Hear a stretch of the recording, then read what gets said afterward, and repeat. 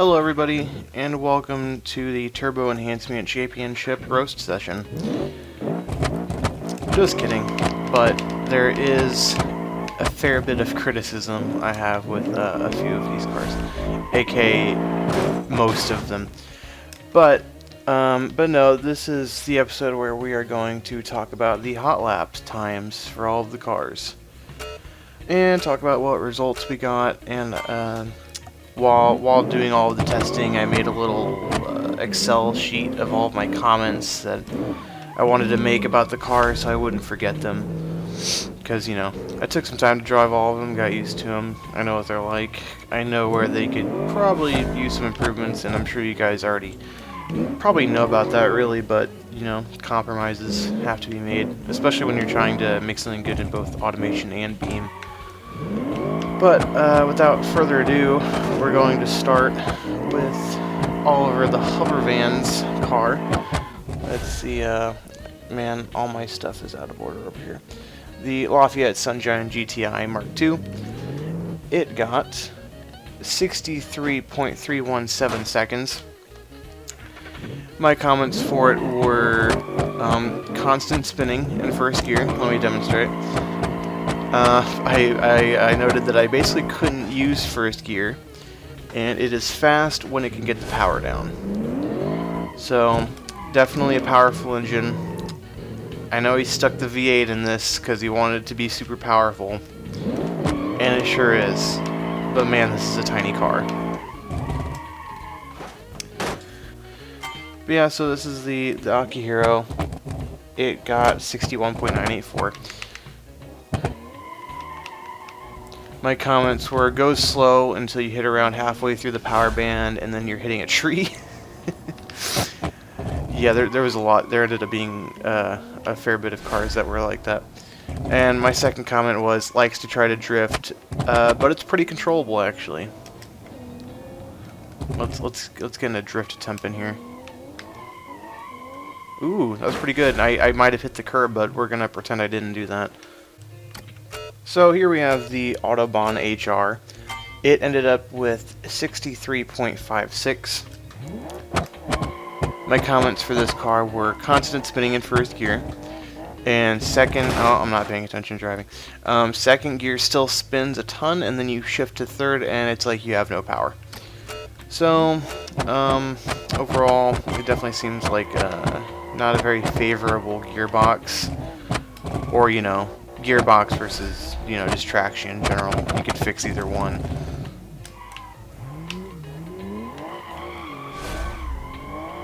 Definitely a lot of tire spinning. So the Schroeder Mark 1 ended up with 63.119. My first comment is how it is fun and easy to drive.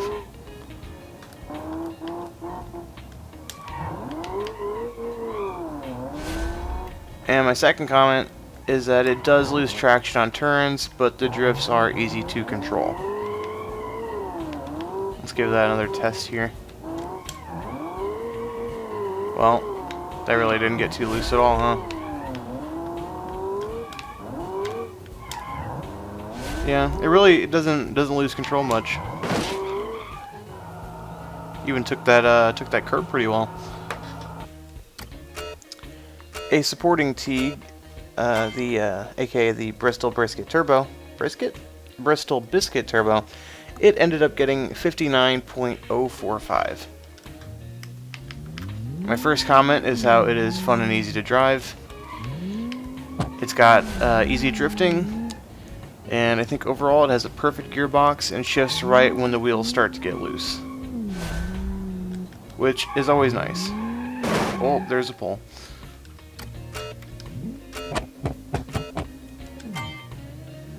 Little slow off the start, but you know, the gearbox it makes it pretty tame. Not a shit ton of wheel spin, which is definitely nice. A lot of the cars in this contest have a lot of wheel spin. Look at that! Look at that! It's nice. Is that front wheel drive? I think it is. Yep, it sure is.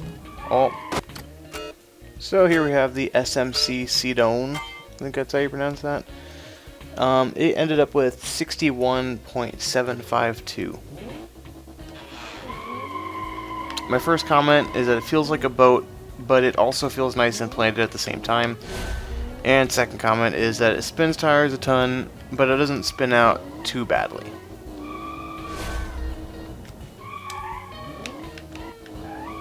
See, it's like I try to drift it, and it's too planted for that, really. Which is typical of the 4x4 cars, but not the rear-wheel drive ones, which I'm assuming that's what this is. Yep.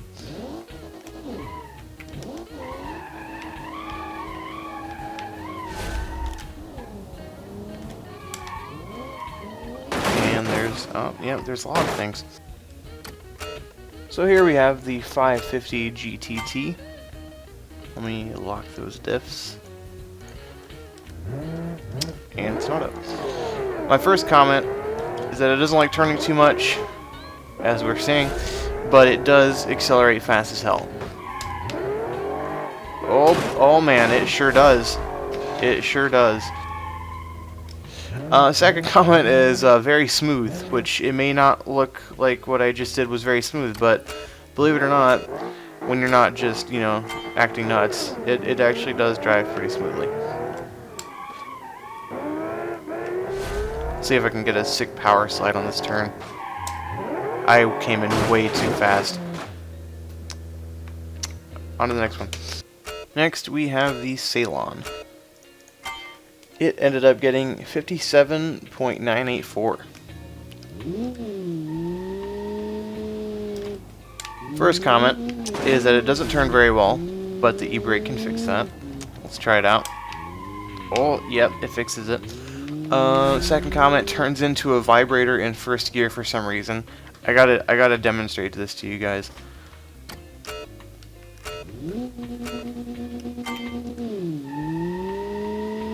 You see that? You see that crazy vibration? I thought that was a little concerning. There might be some build quality issues there. And the last comment is that it is overall easy to drive.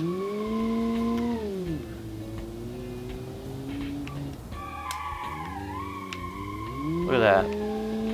It's a blast. Go out and buy one. And make sure you get insurance. Now, it's gonna make me feel bad to give the score of this car. Or the time, I should say. This is the Eagle Bandit 2.0. And the best I can manage was a 67.657. I love the car. It's extremely fast. I love the styling.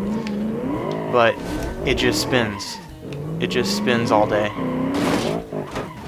I gave a lot of tries to get the fastest time that I could, but you know, I could really only do so much. Let's see if it'll burn out in third. I bet it could. I stand corrected. But if we get up to like 4,000 RPM, I'm sure it'll start spinning.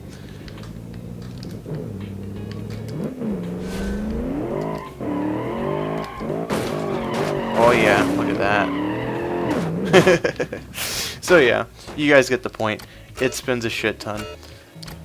So next is the Wrencher Western Export, and it got 63.6.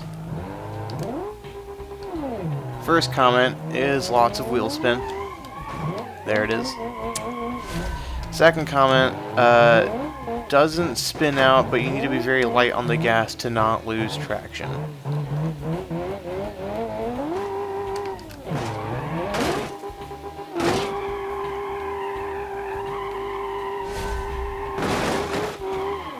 So yeah, I didn't say anything other than that, so it's just another, well, you know, not to belittle it, but it's another car from the contest that just has way too much wheel spin to be able to get a good time out of it, at least on this track. Which is just sad that a lot of the cars had so much wheel spin and made it so hard to control.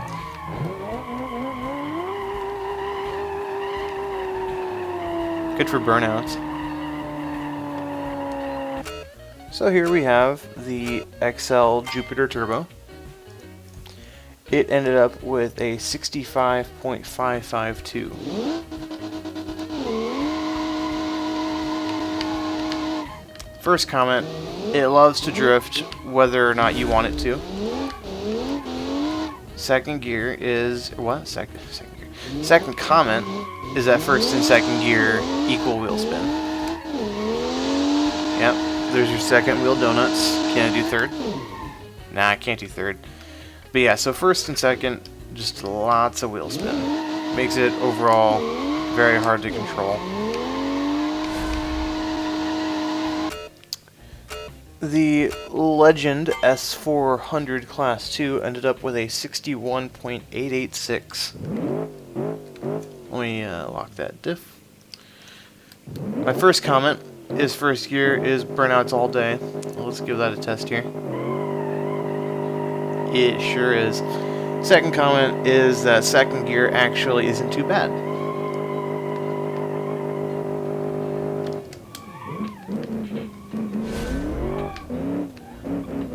Yeah, second gear will definitely spin if you want it to, but I think my point was that if you're light on the throttle, it won't be too bad. Ooh, that was pretty sweet.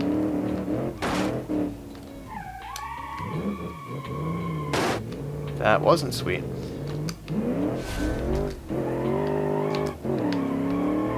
Third gear. Third gear spins, always fun. The Hansubishi DRX ended up with a 63.9. My first comment is don't let the slowness off the line fool you. As you can see, it definitely starts to get its speed up. Second comment is once it gets going, it's fast and a little scary. Confirmed. Third comment is that it seems like it could use a better cooling system. You start overheating after about 5 seconds of a donut. Which, if you watch my coolant meter down there at the bottom, you can see this. It starts overheating very easily. So, if you're gonna buy a Hansubishi, upgrade the radiator, I guess? Or, you know, just don't do this very often. Wherever. Alright, y'all. It's you wouldn't know it unless you're in the Discord, but it's been about a day, and I'm back to finish up this video. So starting off, we are with the Lentz 2.5T. It ended up getting 69.597. My first comment is that it has lots of wheel spin, but it isn't really fast. I actually just stalled it. It's interesting to have a car that can do a burnout all day, but the top speed and acceleration just aren't really there. And then the second comment is that it understeers a lot.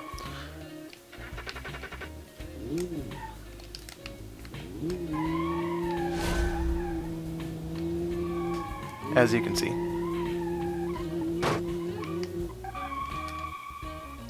Next up we have Mancer Black's car, the SXS Medusa. It ended up with 56.798.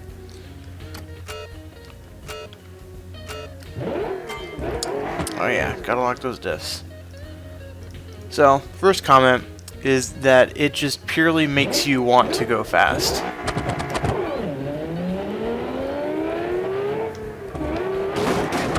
Which, I mean... So, I mean, obviously you could tell that just by looking at it, I'm sure. But it drives just like how it looks. It's a crazy fast car.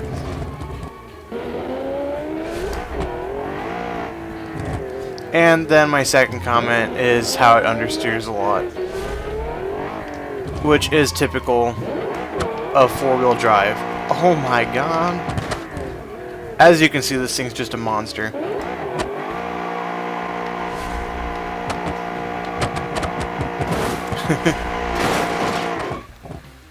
Lots of fun to drive this thing. Next up, we have the Interceptor Turbo.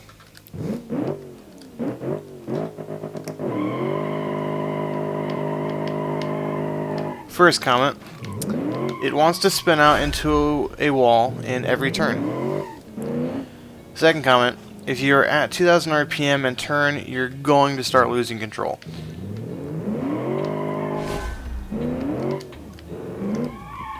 Even in second gear right there, it started.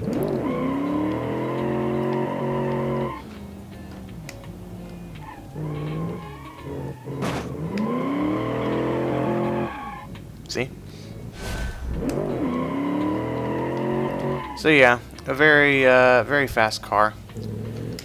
If you can tame it. Lots of wheel spin. And I don't think I read the time. The time I got was 63.511. Next we have the Stag Twin Turbo. It ended up getting 62.7. First comment, actually there's only one on this car. All wheel spin in first and second is just too slow. So you just have to deal with the wheel spin. I could have used some more grammar in that comment, but I think you guys got the point. First gear, lots of this. Second gear, that. So, you know, overall probably just not the best gearing. But it was still able to get a decent time. Just very hard to control. Good for parallel parking, I guess. Next up is my own car, the Phenom Twinno CS.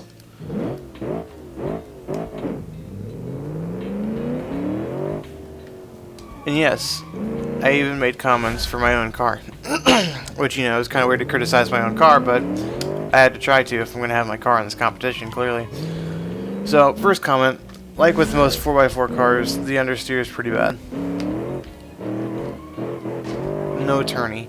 But, and then, second comment, doesn't really get loose unless you're flooring near the top of the power band. So, I guess that's a good thing. Honestly, it's kind of fun getting these 4x4 cars loose, because you just steer, and for the most part, they'll actually go in the direction you want. Like that. Next up, we have the Celtron Sprinter Turbo R.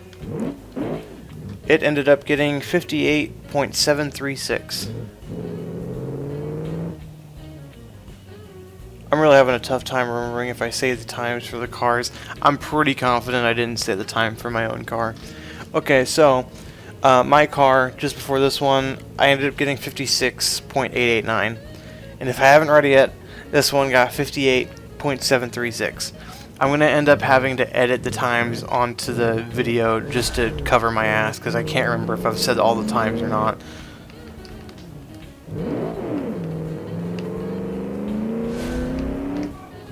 But as you can tell, with a 58.7, this car was it did good, and I think I had a pretty good time driving it.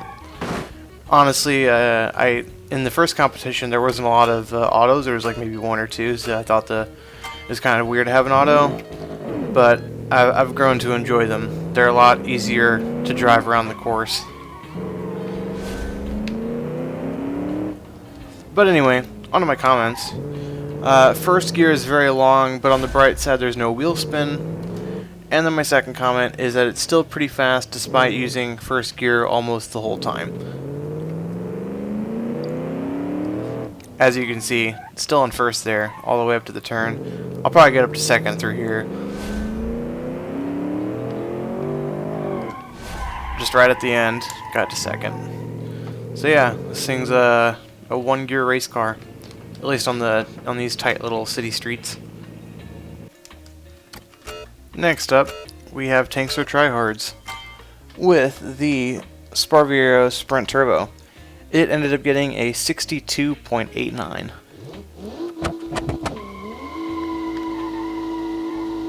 This is another car with only one comment, which was not really particularly good or bad aside from first gear being pretty spinny. So I didn't have a whole lot to criticize, but there also wasn't really anything particularly amazing that set it aside. It drives good, it feels good. It just doesn't really excel anywhere particular, but that's not really a bad thing, you know? Breaks wheels pretty easily. Next up, we have the FPV Super Altair,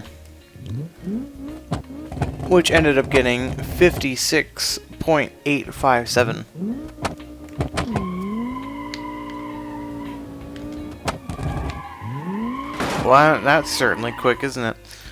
My first comment is the first gear is a little spinny, but it's short, so it's fine. Second comment is a near perfect gearbox to me.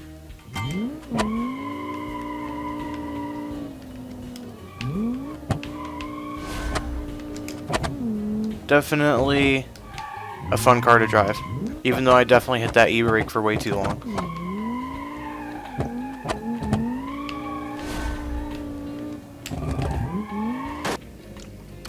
Next up, we have Throwaway Automation's car. Prepare for this, the Wingadinga Buster Grand Commando.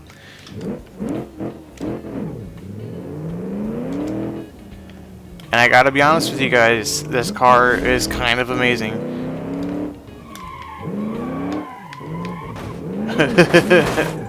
I promise, I'm just driving it like crazy like all the other cars. But, so first comment is that it feels great.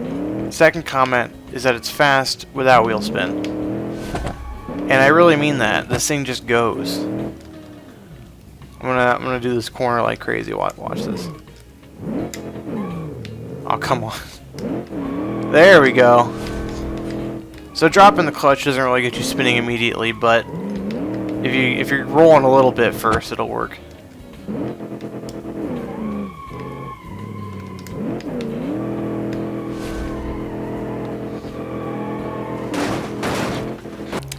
Next up, we have the Meskwaki.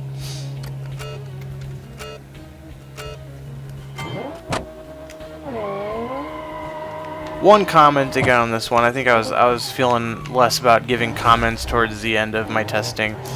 But my comment for this car was pretty hard to control, but still controllable enough for a good time.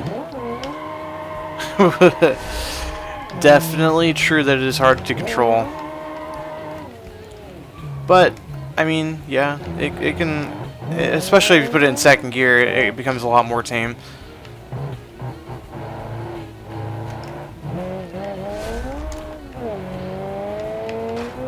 It's not too uncontrollable, and it's certainly fast. Next up, we have the extremely quiet sounding Ruda Sport Turbo. Oh, there's the engine. First comment, it's not very fast, but it is fun to drive. Sort of like in any good like beginner's car, like a beginner sports car for like a teenager. It's like, it's definitely like kind of fast, but it's also definitely not like a monster or anything. But of course, this is, you know, Beam.NG, so I assume this, if this was actually in real life, it would be a bit more impressive.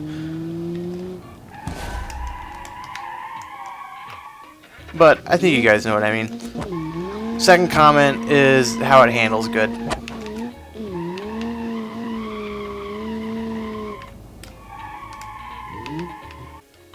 I'd like to mention again, I'm pretty sure I forgot to mention the time of the last car, but yeah, oh well. But this is the VLM 5000 Phenom TR, and this one got a 60.051.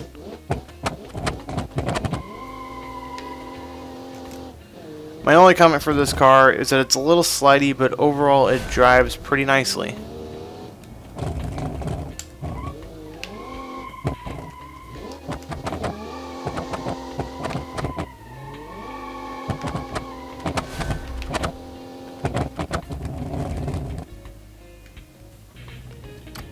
Next up, we have the American Dream Gargoyle.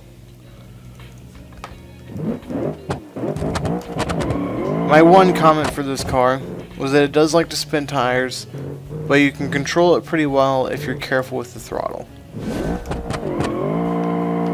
Here's me not being careful with the throttle, because, you know, what fun is there in that?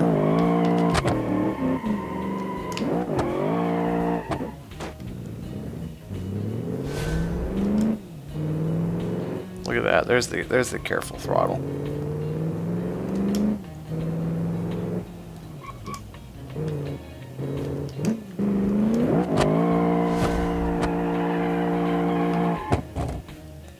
Lastly, well, I guess that's not how you say the phrase. Last, but not least, we have young Doofman's car, the Empire Crosstown Mark IV Coventry. It ended up with a 56.274. I felt I only needed to make one comment about this car, and that was, why is this wagon fast as fuck?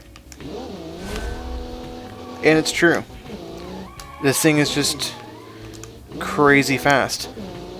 You wouldn't expect it, but out of all of the cars in the competition, this one was seemingly the most capable on this course. Until it hit a cylinder of concrete. But no, this car is great. It doesn't look the part. I really honestly don't like the brown, and I'm not really that big on station wagons like this, really, but this thing's awesome.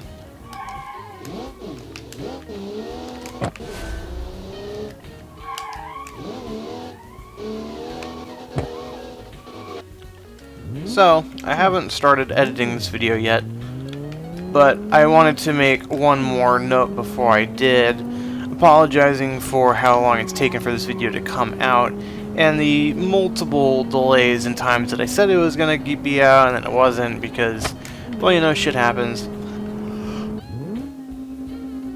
Alright, I'm gonna leave you guys with one more treat before we get to the score screen, or maybe I'll put the score screen before this.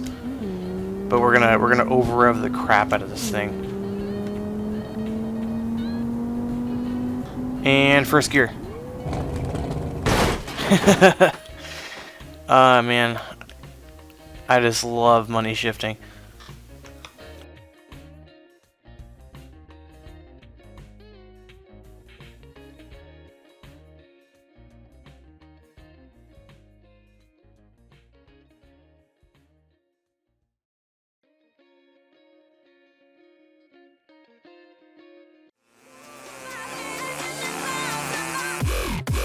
Let's go.